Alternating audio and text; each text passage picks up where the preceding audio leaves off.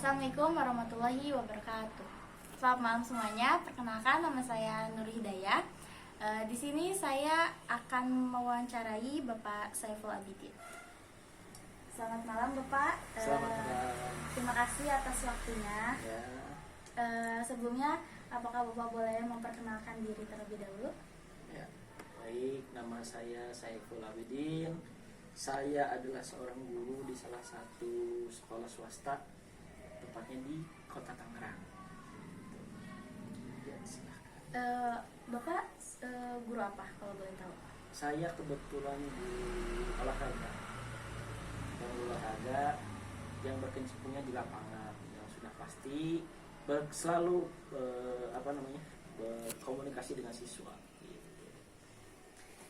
Baik Bapak, mungkin langsung ke pertanyaan saja ya. Silahkan. Seperti yang sudah saya berikan, artikel yang sudah saya berikan. Ya, oh iya. Menurut Bapak, apa pendapat Bapak tentang kasus tersebut dan bagaimana Bapak melihat peran pendidikan karakter dalam mencegah tindakan semena-mena seperti itu? Kasus tentang Mario Dandi itu dan Aditya ya.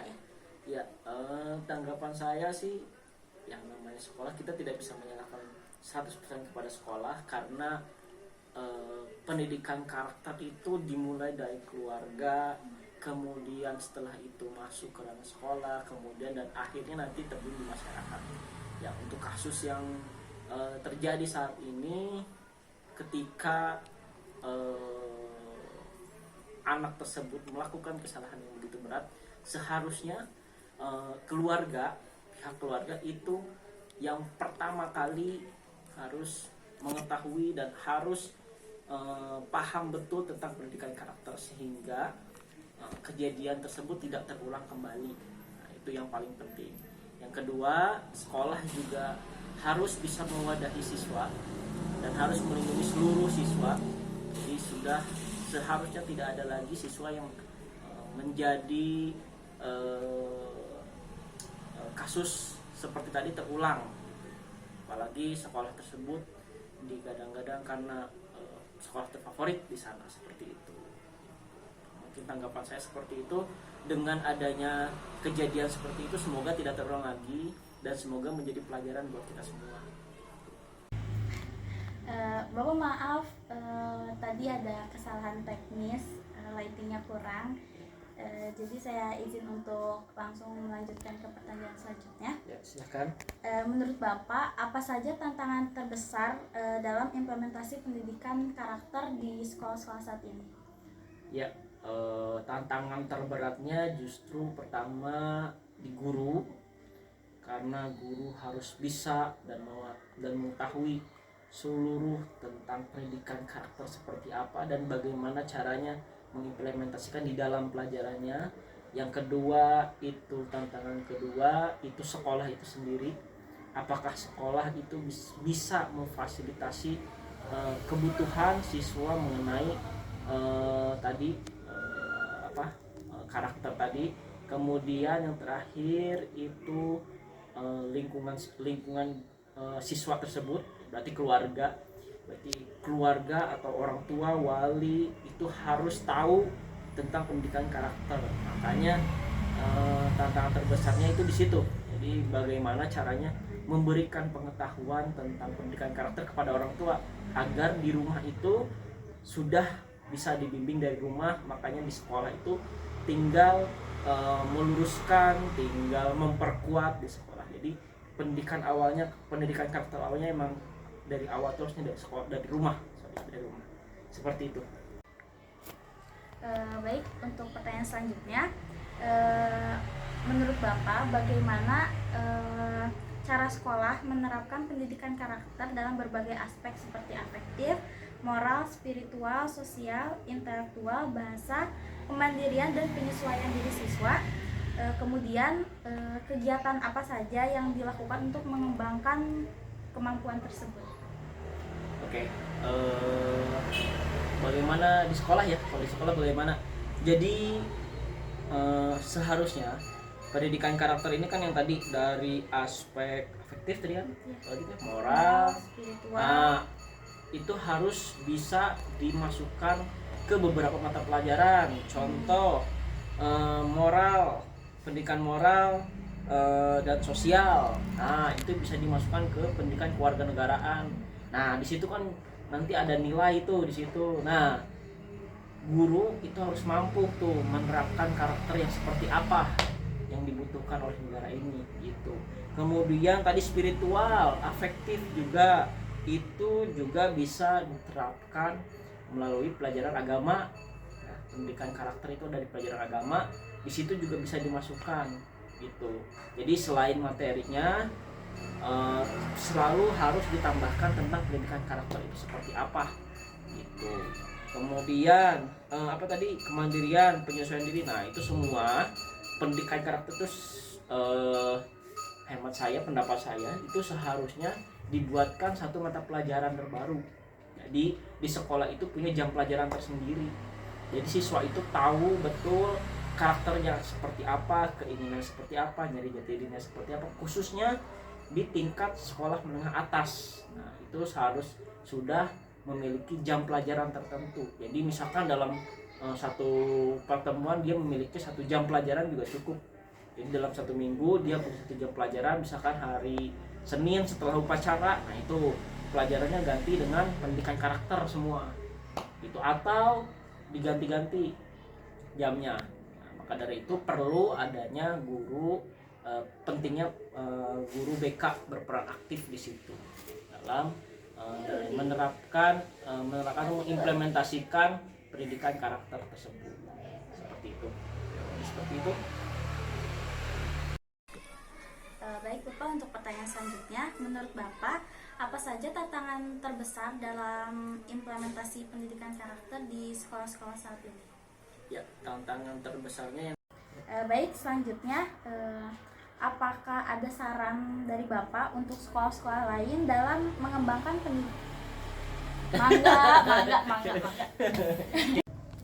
Baik, selanjutnya apa ada saran dari Bapak untuk sekolah-sekolah lain dalam mengembangkan pendidikan karakter yang efektif?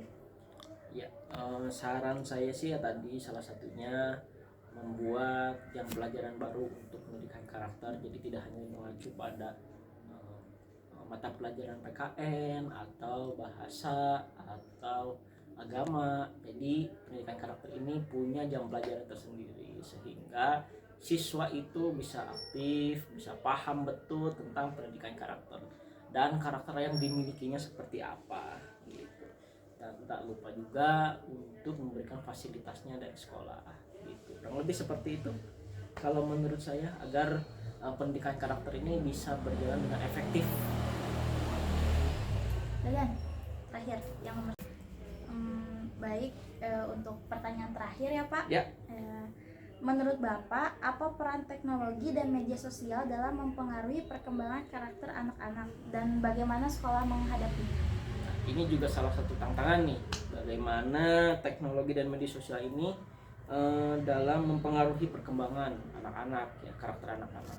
Karena sepengalaman saya ketika di lapangan, itu anak-anak banyak sekali terinspirasi dari beberapa YouTuber yang mungkin yang dia jadikan seorang guru. Makanya jangan aneh jika bahasa, terutama dalam bahasa anak-anak sekarang itu berkata kasar, berkata tidak sepantasnya sebagai seorang siswa, karena dia sudah meniru apa yang dia lihat, apa yang dia tonton, dan menurut dia itu bagus, itu baik, dan itu wajar. Nah, ini yang masalah terbesar dalam teknologi kita ini, media sosial, dalam media sosial ini, sehingga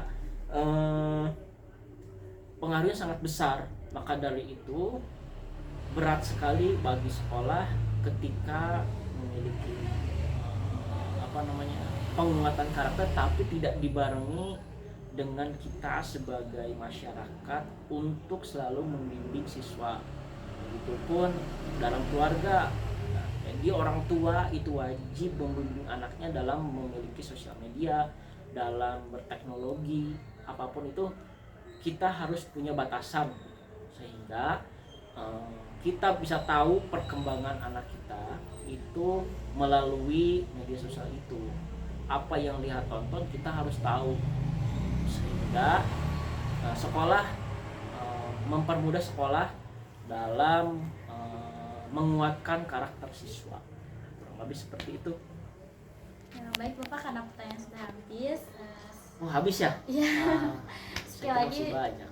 Sekali lagi saya berterima kasih banyak karena Bapak sudah meluangkan waktu untuk dapat diwawancari oleh saya. Sama-sama. Ini Nurul dari kampus, namanya Nurul betul ya? Iya. Saya lihat dari namanya, tapi enggak juga. Dari kampus mana? Dari Universitas Papua. Ini dalam rangka apa? Hujan dada. Enggak. Ini dalam rangka apa nih? Ada kegiatan tugas kah? Atau apakah? Atau memang dari ingin berniat sendiri saya menulis tentang pendidikan karakter itu dari mana? Atau dari mana? Sebenarnya ini tugas untuk UAS, untuk ujian akhir Oh. saya. Ya. Terima kasih, cukup sekian wawancara dari saya. Wassalamualaikum warahmatullahi wabarakatuh. Baik, sekarang izinkan saya untuk menjelaskan hasil analisa saya berdasarkan hasil wawancara dengan Bapak Saiful Abidin tadi. Jadi, pendidikan karakter ini adalah nilai yang diperlukan oleh masyarakat, khususnya siswa ya, untuk keberlangsungan hidup bangsa, karena pendidikan karakter ini akan menghasilkan masyarakat atau murid-murid yang memiliki sikap disiplin, jujur, bertanggung jawab, adil, gotong royong, dan karakter-karakter positif lainnya, yang dimana seharusnya karakter ini itu sudah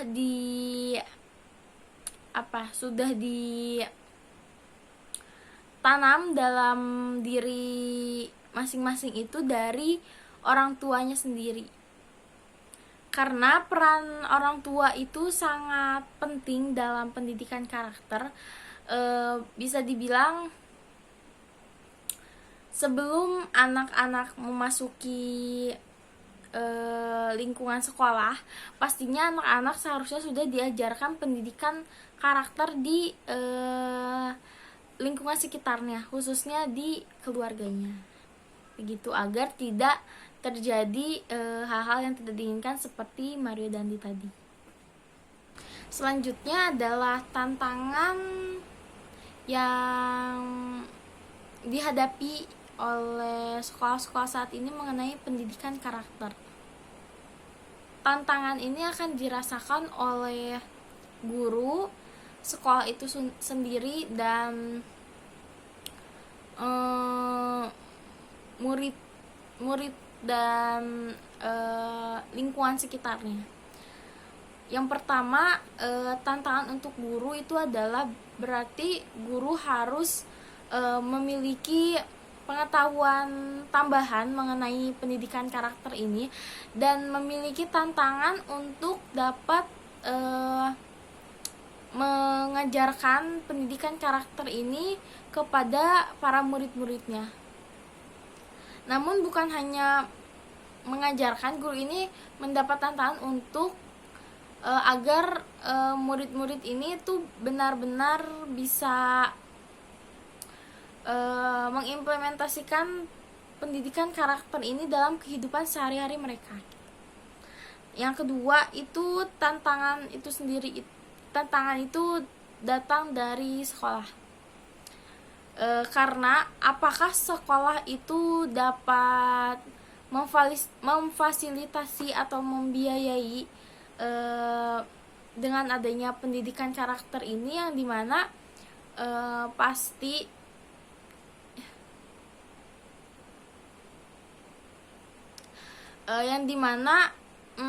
mungkin harus ada penambahan ruangan atau penambahan guru untuk mengajarkan pendidikan karakter khusus ini kepada murid-murid.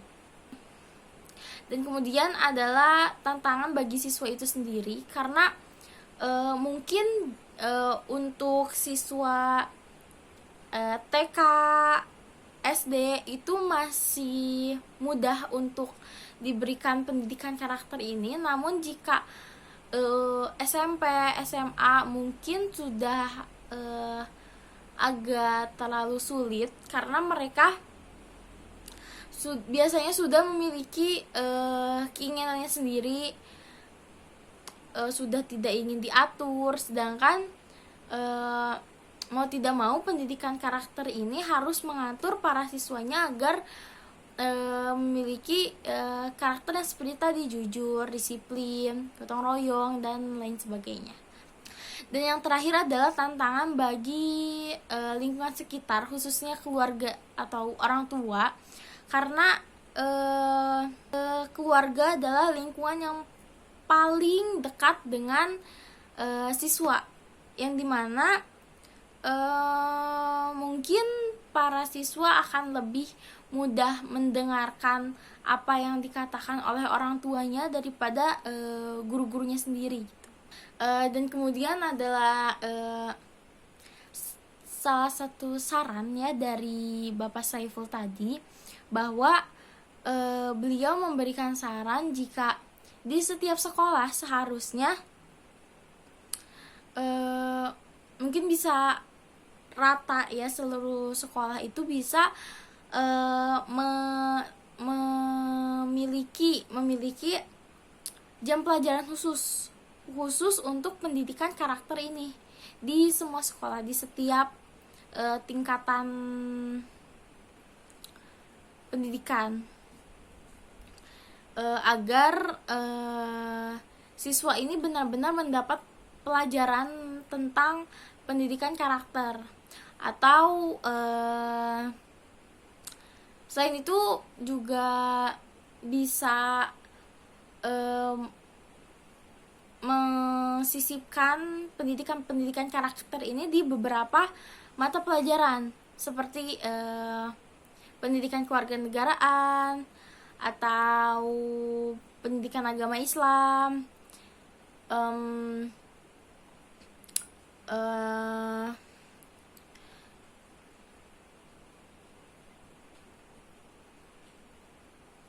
di dalam pendidikan, contohnya di dalam pendidikan agama Islam bisa disisipkan pelajaran-pelajaran mengenai pentingnya bertoleransi dengan umat beragama, yang dimana seperti yang kita tahu bahwa Indonesia ini memiliki beragam agama ya, dan dalam mata pelajaran ini seharusnya disisipkan salah satunya itu toleransi beragama. Jika di dalam mata pelajaran pendidikan kewarganegaraan mungkin bisa disisipkan mengenai gotong royong,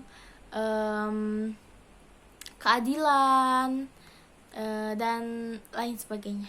Jadi kesimpulan dari analisa saya berdasarkan hasil wawancara tadi adalah, jadi pendidikan karakter ini sangat penting bagi masyarakat, khususnya bagi peserta didik, karena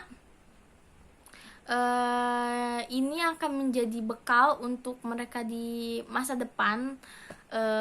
Jika mereka memiliki karakter yang baik, misal jujur, adil, bertanggung jawab, maka mereka akan dapat diterima oleh masyarakat dibandingkan dengan orang-orang yang bisa dibilang memiliki karakter yang kurang. Misalnya mereka tidak sopan, tidak jujur, tidak dapat bertanggung jawab gitu. Contohnya dapat dilihat dari contoh artikel mengenai Mario Dandi ini, bahwa bisa dilihat jika dia ini tidak memiliki karakter yang baik, dan kebanyakan orang juga mempertanyakan mengenai pendidikan karakter di Indonesia, karena ini bukan satu-satunya masalah pembulian atau semacamnya seperti ini, sudah banyak sekali kasus pembulian di kalangan pelajar, di kalangan SD, SMP, SMA, yang seharusnya ini itu tidak terjadi di kalangan mereka.